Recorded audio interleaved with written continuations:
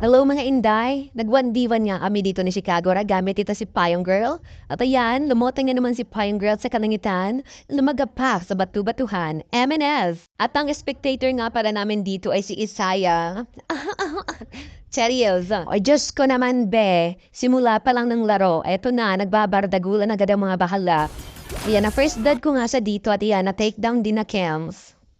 At pagkatapos natin mag-clear ng lanes mga Inday, pupunta tayo sa buff para kunin ite.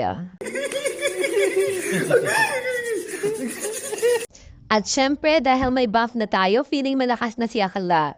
Kaya mag-a-attempt tayo ditong combohan si ate girl. Eto na nga mga Inday, Jopay, tumera ng tres, punet, pati matres. Amen.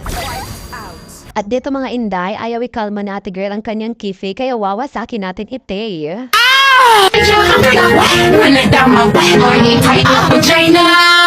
Dito mga ante dahil maasim ang ating betlog, ayan, nabigyan tayo ni Marimo.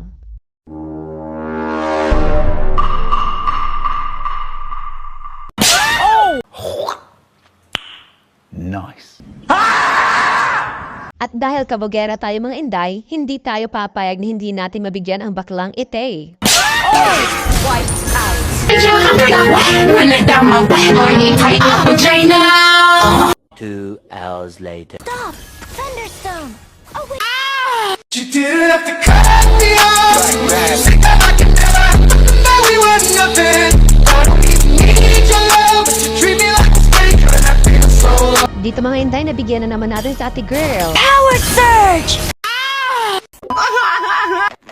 Ito mga be, habang inaantay natin mabuhay si Bakla, is pinagtripan muna natin ang buff.